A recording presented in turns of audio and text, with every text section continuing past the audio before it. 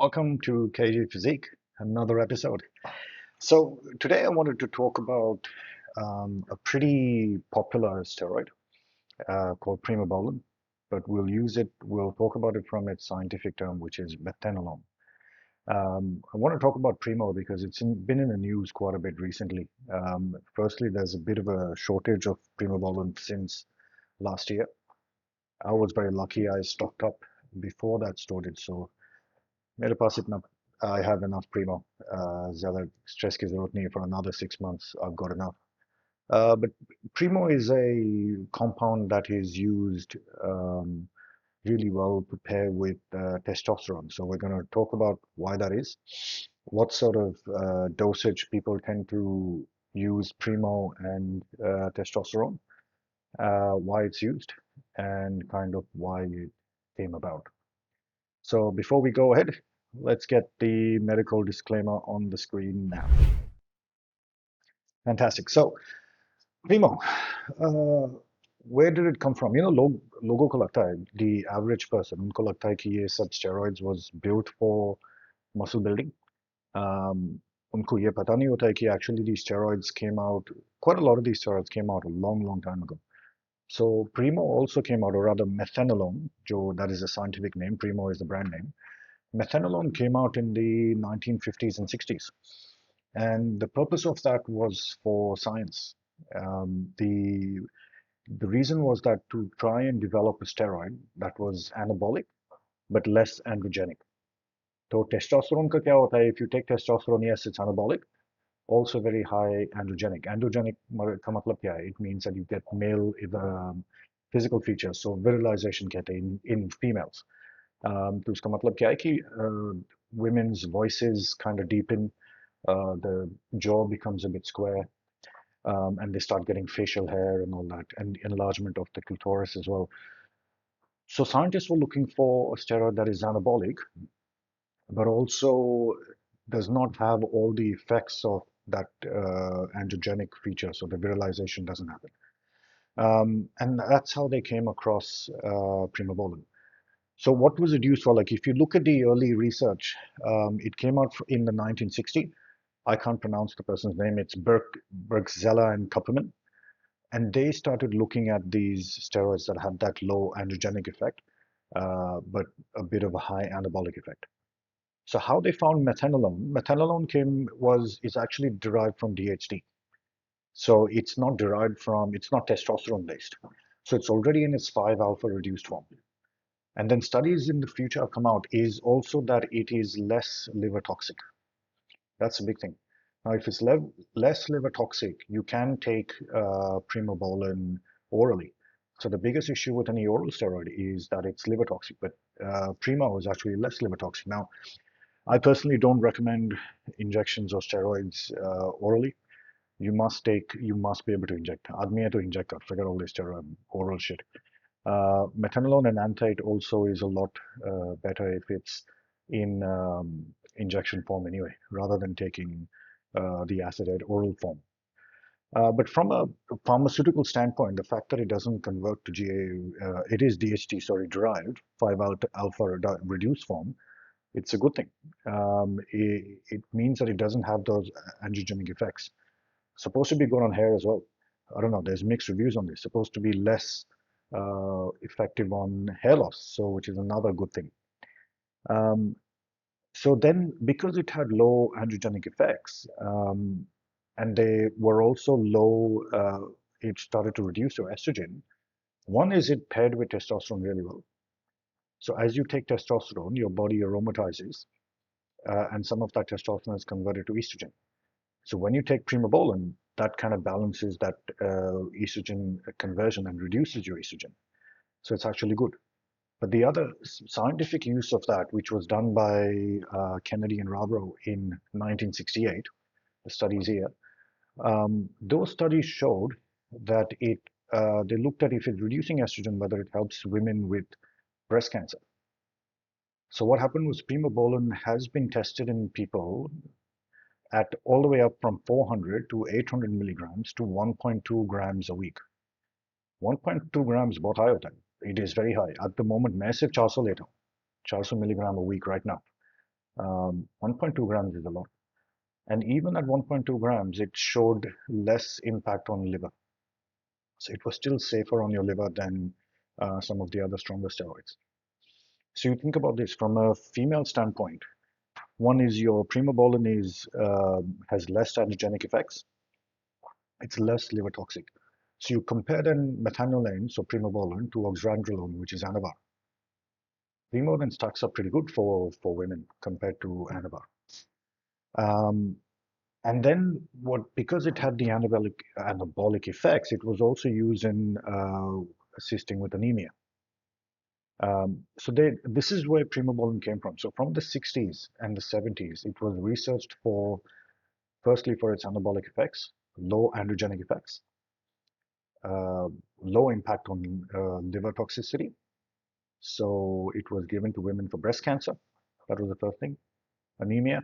And then, of course, anabolic means anybody with muscle wastage. So elderly patients who had muscle wastage, osteoporosis, they were given Primo. It also improved their libido. So imagine 60, 70-year-old Buddha ko Primo deke, they get excited. The Wobiachan, that was another good side effect of it. So this is how methanolone was developed. तो लोगों को लगता है ये Primo बोलन लगता है वो saying लोगों को लगता है ये this was built for steroids इसमें कोई research नहीं है बहुत risky है. No, there is a lot of research. It has been researched and given to patients at 1.2 grams a week. 1.2, like I said, बहुत होता है. I take 400. 1.2 बहुत होता है.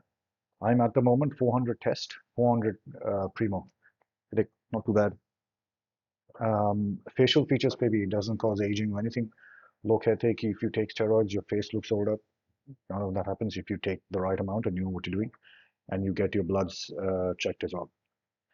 So how does Primo work? Like Primo works on through the androgen receptor, and that was studied more recently by Bond et al. In 2022. So we know that primobolan now improves muscles and protein synthesis and your muscle gain. You pair that with testosterone, and if you pair Primo with testosterone, it gives you a really good balance in your body of its anabolic effects and also the lowering of estrogen. One key thing I've mentioned in my last video and my first video, if you live the lifestyle and you have a lower body fat percent, Primo works really well. Very important to understand if you're at a higher body fat level, if your body fat percentage is 15 and above, Primo is not that effective. You have to get your body fat level down to about 8 or 9%, then you take Primo. It's the same with test. If you take test on a very high body fat percent, I've said this in my last episode, if you take test on a high body fat percent, it aromatizes very quickly because the aromatization happens in your adipose tissue. If there's a lot of fat there, it aromatizes a lot quicker and you start to get gyno and or low libido and all the effects of estrogen. The other thing that methanolone doesn't do, like I said, it doesn't aromatize because it is DHT derived. So the estrogen doesn't go up and it balances with testosterone really well. Must remember, you must be at a lower body fat percent. Do not take it when you're high. It does not work. The other thing with Primo is it's also a very mild steroid. The reason why it started to lose its popularity after the 90s because a lot of stronger steroids started to come about. Oxandrolone was one of them, and then nandrolone, as you know, deca. I'll do another video on deca, but methanolone firstly caused less virilization, less androgenic effects, but also is not as strong as some of the other steroids. But the good thing is it does cause muscle gain and has less side effects. That's the main part. The lowering of chances of liver toxicity is really important. You don't want to mess your liver up, especially if you're in your 20s or 30s. When you get to your 40s, you need your liver, so you don't want to mess that up. So the safer the steroid you take, the better you look, the better it is for you. Less side effects. So it's a much safer steroid. All steroids have risks. This is a much safer steroid than a lot of the other ones out there, like compared to say Tren or Deca or any of those. So the reason why it started to fade away in the 90s and 2000s was because of that. I mean, from medical treatment's point of view, it wasn't required. They came up with better medication for breast cancer, for anemia, and all the other uh, drugs that came out. And so Primo started to lose relevance in its medical form, but it has sort of kept its popularity in the bodybuilding circuit. Now, a lot of the effects of primobolan that we have in the bodybuilding circuit with bodybuilders, there aren't any studies done on, obviously, on bodybuilders. So a lot of the information that you get for primobolan is anecdotal. Like I can tell you, I've been on it for about 10 weeks. I've had my bloods done. Everything's fine. Strength is going up in the gym. I'm at about, I'd say probably 9 or 10% body fat at the moment. My face looks a bit slightly puffier because I'm on 4 IU/GH at the moment every night. Um, but yeah, I've been able to maintain a good low body fat level, put on strength, put on muscle, and that it's the first time I'm taking tests in Primo.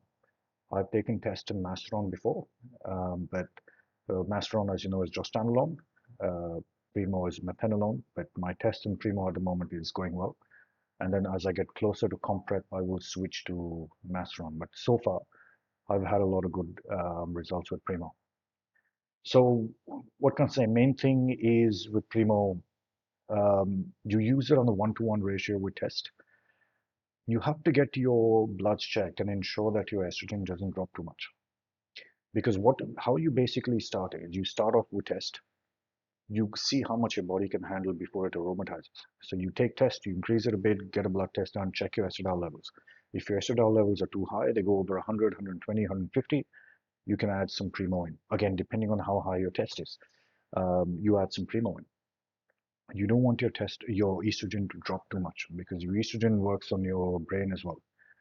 The other thing that Primo doesn't do is it doesn't bind to SHBG or sex hormone binding globulin, which means there's more testosterone available uh, or more Primo available in the body to build muscle. So it doesn't bind to SHBG. But you want your estrogen to be at a normal level. You don't want it to drop too low. If you drop too low, you'll start having joint issues. Yeah, joint issues, especially if you're trying to, bulk up and put on muscle. You're going to want to lift heavy weights. You don't want to have joint issues and start drying out, and it also affects your mood as well if your estrogen is really low. So you need to keep it balanced. So what I suggest, how do you start? Testosterone, see how far you can go before you aromatize. Then you start taking Primo, go on the 2-to-1 ratio, so 2 times test to 1 ratio, and you go up to 1-to-1 ratio. So if say you're taking 400 tests, start with 400 tests, 200 Primo, 400 tests, 300 Primo, 400 tests, 400 Primo. Each time check your estradiol level and your testosterone level.